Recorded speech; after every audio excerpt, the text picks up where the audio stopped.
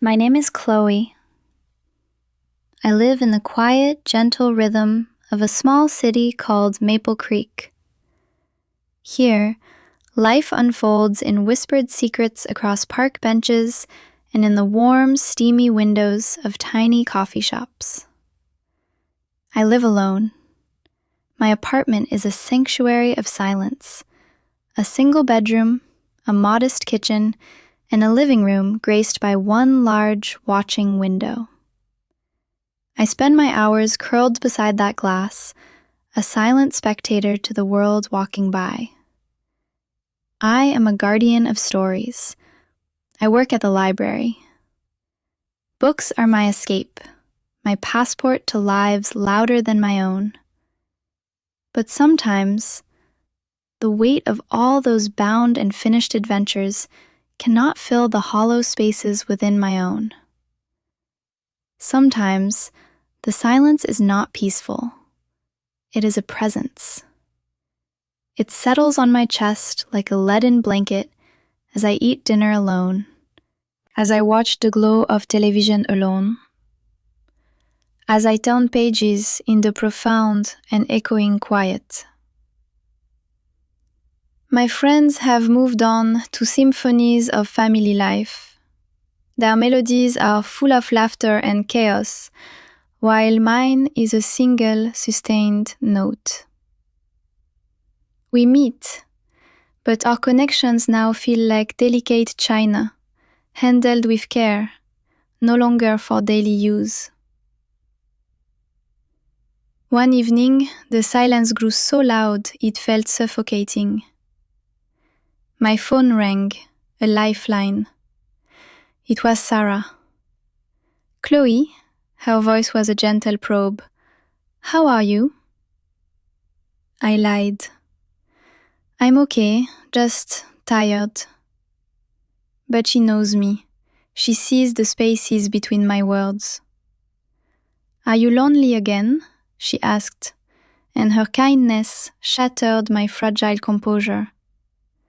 I didn't want to admit it, but the truth was a prisoner breaking free. "Yes," I breathed into the phone, the word tearing from a wounded place deep inside. Sarah offered a desperate solution. "Why don't you try online dating?" The very idea terrified me. It felt like opening my door to a world of beautiful, smiling strangers who could just as easily be monsters in disguise. "It feels strange," I told her, my voice trembling. "Just try," she urged, a plea in her tone. "What do you have to lose?" That night, the silence screamed. With shaking hands, I created a profile. I offered fragments of myself to the digital void, a love for books, for quiet walks, for tea. I posted a picture, a captured moment of a smile I barely remembered feeling. Then I slammed the website shut, my heart a frantic drum against my ribs. Days bled into one another, my courage lost. Then another empty evening arrived. The quiet was a roaring in my ears. "What do you have to lose?" Sarah's voice echoed. I opened the website again. And there they were, messages. Most were harmless echoes. "Hi, you look nice." But one was different. It was from a man named David. "Hello, Chloe," it began. "I see you like books. I love reading too. Your smile looks very kind." I clicked on his profile, drawn in by the warmth of his words. He had kind brown eyes and a smile that seemed to promise sincerity. He spoke of hiking, of movies, of cooking. He felt normal. He felt safe. My reply was a timid step into the unknown. He responded almost immediately, and just like that, a conversation was born. We talked about everything and nothing, our favorite authors, our secret dreams, the movies that made us cry. He listened, not just to my words, but to the meaning humming beneath them. He made me laugh, a genuine, surprised sound I hadn't heard from myself in years. Every morning, a "Good morning, Chloe" waited for me, a tiny sunrise on my screen. Our nightly chats filled the cavernous hours, his voice, when we started calling, becoming a balm to my solitude. The loneliness retreated, replaced by a glowing, fragile hope. He felt like a friend, and then like something infinitely more.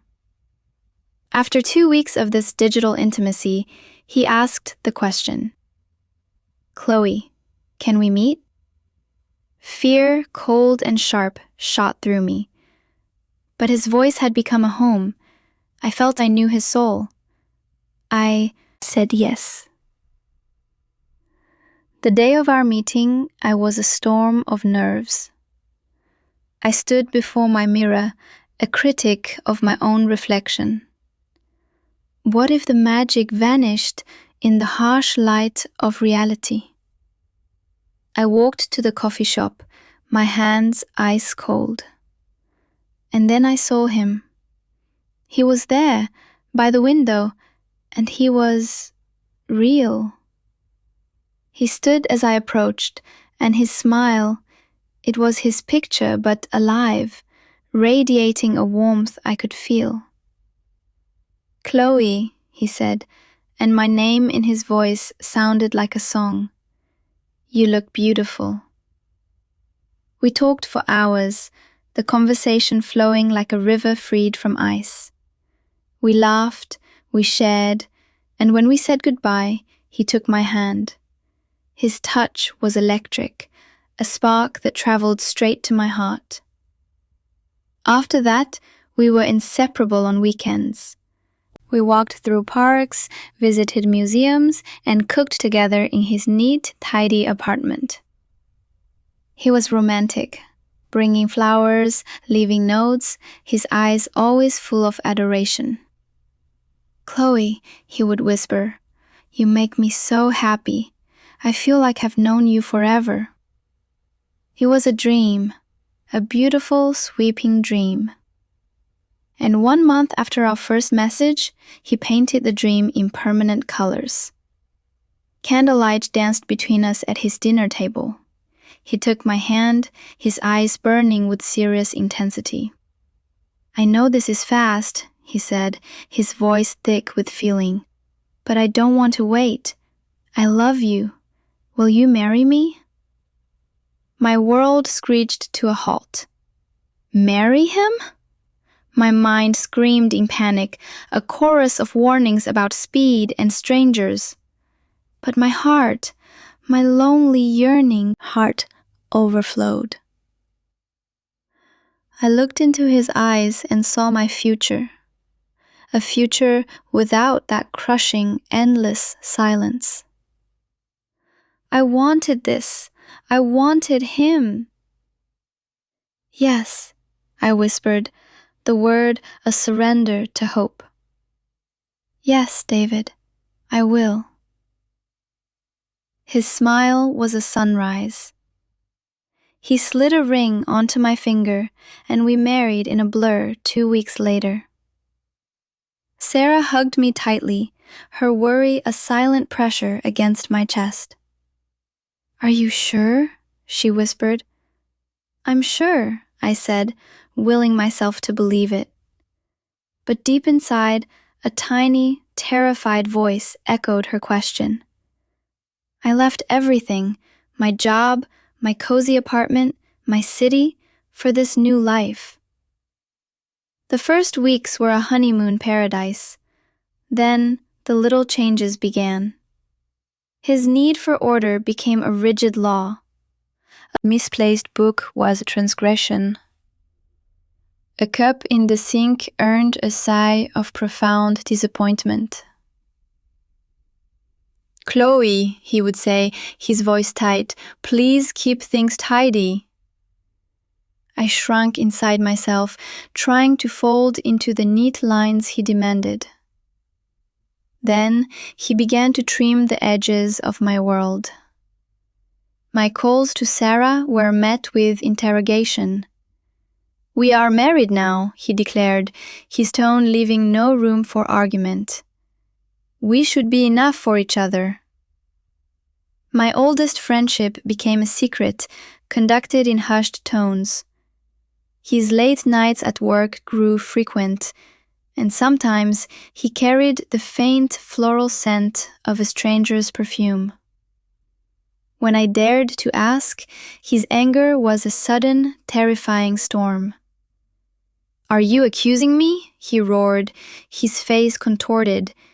Don't you trust me? I learned to stop asking questions. The man I married was a stranger. Moody, distant, a locked door where once there had been an open window. The loneliness returned, but this time it was a sharper, more desperate ache, because I was not alone, yet I was utterly isolated. I was trapped in the beautiful, silent prison of my own making. One day, while cleaning, I found a hidden box.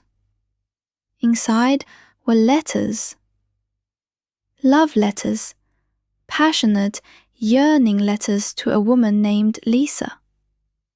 They spoke of a deep, shared past, of promises and a future he had never mentioned to me. My hands trembled, the pages rustling like dead leaves. Who was she? Why was this history buried like a corpse? That night I confronted him, the letters a shield and the weapon in my shaking hands. His face paled, then flushed with violent fury. He snatched the papers from me. Why were you looking through my things? He bellowed, the sound echoing in the small space. I tried to explain, my voice a mere thread. But he was a wall of rage, shouting about privacy, about broken trust. He never answered the question. He never told me who Lisa was. We slept apart, a canyon of betrayal and anger between us. The silence that night was the worst I have ever known. It was filled with ghosts and the chilling sound of my own regret. Had I married a beautiful lie? Days passed in a frozen wasteland of polite, bitter silence. Finally, broken, I called Sarah. I made a mistake, I wept, the confession tearing me apart. She listened, her compassion a lifeline. Marriage is hard, she said gently. You jumped into the deep end. You need to talk, really talk, when the anger is gone. Her words planted a seed of desperate courage. That evening, I tried again. I made his favorite meal. I lit the candles. David, I began, my voice soft but steady. Can we talk? Please, I just want to understand. He was guarded, a fortress, but he nodded. I spoke of the hurt, not just of the letters, but of the hiding, of feeling like I lived with a stranger. For a long moment, he was silent, staring at his own hands as if they held the answers. Then he spoke, and his voice was a broken thing. Lisa, he began, the name a painful sigh. We were engaged. She left me for someone else. He looked up, and his eyes were raw with an old, unhealed wound. When I met you, I was so scared you would see the broken pieces and leave too. Hiding it was wrong. I was just afraid. Hearing his pain, his fear, it changed everything. He wasn't a monster, he was a wounded man just as lost as I was. I was scared too, I admitted, tears finally spilling over. Scared I'd rushed into a terrible mistake. We talked through the night, really talked, for the first time since we'd said I do. We poured out our loneliness, our insecurities, our desperate hopes that this could still be real. It was not a magic cure. Our marriage did not suddenly become a fairy tale. He still liked things orderly, I still missed my old life. But a bridge had been built over that canyon of silence. He tried to be more open. I tried to be more understanding. We learned slowly, painfully, that love is not just the breathtaking fall. It is the daily, deliberate choice to climb together, to face the hidden rocks and the cold water as one. We are learning to swim in this deep end we chose. Some days are still hard, the doubts still whisper. But other days we laugh, we build, we try. I learned that loneliness can make you grasp at love like a lifeline before you check if it's strong enough to hold you. I learned that real intimacy isn't born in frantic messages or whirlwind romance. It is forged in the quiet, unglamorous fires of honesty, of patience, of forgiveness. It is built one truth, one vulnerable moment, one shared sunrise at a time. Our story is not perfect. It is messy and real and still being written. But we are here. We are trying. And sometimes, in the quiet that is no longer lonely, that is enough.